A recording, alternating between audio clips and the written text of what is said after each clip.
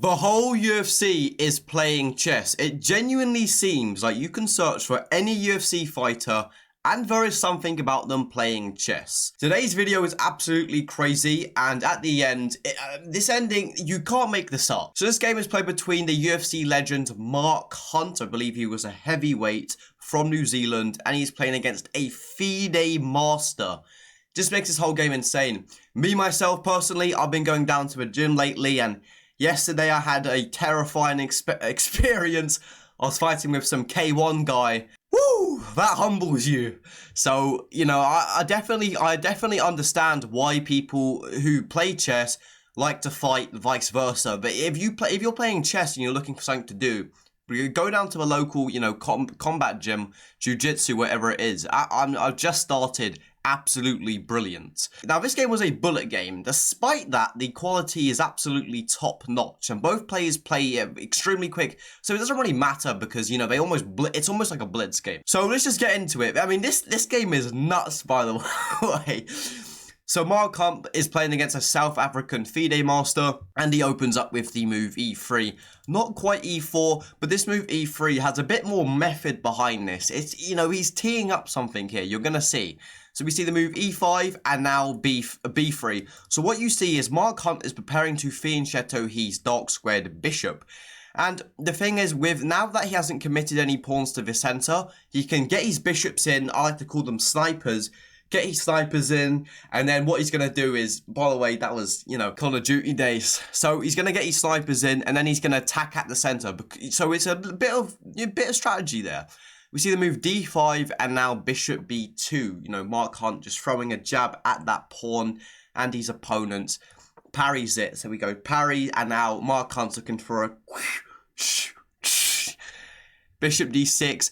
Now we see the move knight F3. So the move knight F3, as you see, this pawn is attacked twice here. So his opponent has to do something. He goes knight C6. He develops his knight into the game, simultaneously defending this pawn. Now G3. So Mark Hunt's got an interesting strategy here. He's going to be fianchettoing both of his bishops. Normally the bishops would come out to a square like this. Mark Hunt has different ideas. His opponent goes A6 now, which you'll see the reason behind this move, but it also does stop this move bishop b5. So a6, just stopping this bishop, and Mark Hunt says, you know what, I wasn't even going to develop that bishop to this diagonal in the first place, and he goes bishop g2. We see the move knight g to e7, getting that knight developed into the game. Maybe not putting the knight on f6, because now when he puts his knight here, he can always move this f pawn, but the knight could have been blocking it. The move queen e2, just giving Mark Hunt some flexibility. Now he has the option to move his knight, which will give him the options of where he can castle his king. We see the move castles kingside, knight c3 developing while also attacking this pawn. Now bishop e6. Now, you know, if you're Mark Hunt here, you've got two options. Now, I've seen Mark Hunt's fight style.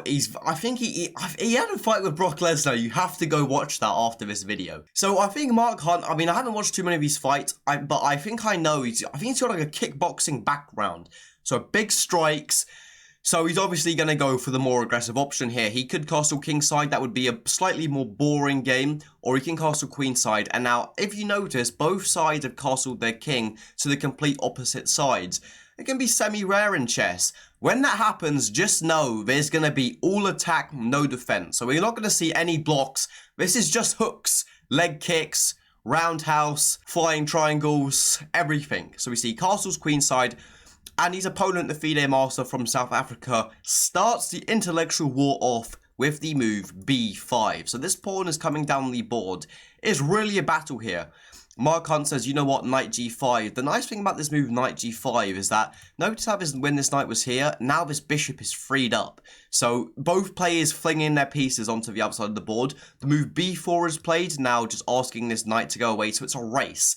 Now, I think the best move is actually queen h5, just completely ignoring this. It wasn't played in the game. So you let them take this, and if they do, it's checkmate here. So they've got to play a move like h6, and then you can take, and, you know, so you've got to be a bit more counteractive here. Instead, after b4, you could go knight a4. Knight a4 would be a strong option. Instead, the move knight b8 is played. So knight b1, and now a5. So this pawn has dreams of penetrating Mark Hunt's holes. All of this defense. So he's got to be careful. We see the move h4 now, pawn flinging up the board. Now a4. So, you know, he's threatening, you know, the chinks in the armor are about to arise. d3 is now played, so Mark Hunt giving his king some breathing room. You see ab3 and ab3, and now rook a2. So if the king ever slides to this square now, well, this rook will be here for the takings. And after rook a2, Mark Hunt decides to go knight d2, and just so you know, the position is fairly equal. Black does have an advantage, though. Nothing absolutely crazy. Mark Hunt's opponent continues with the best way and goes queen a8. We see knight b1 now, just preventing any pieces from kind of coming in. You've got to be very careful here. You've got to be on the defensive. You've got to be defensive, but you've also got to be ready to counterattack. That's the part of chess that you've got to get good at. Mark Hunt's opponent brings his queen up to the a7 square. Now, you might be wondering, what does this move do? Seems quite harmless. It does have threats of maybe going queen a8, and if this knight was ever to move, then, you know, you've got some very deadly stuff coming up. He's trying to infiltrate the A rank. When there's an open file, you definitely want to try and control it. So, queen a7, we now see the move knight e6. Mark Hunt decides that this bishop can be a threat. It could be released with moves maybe like d4, so you got to be careful.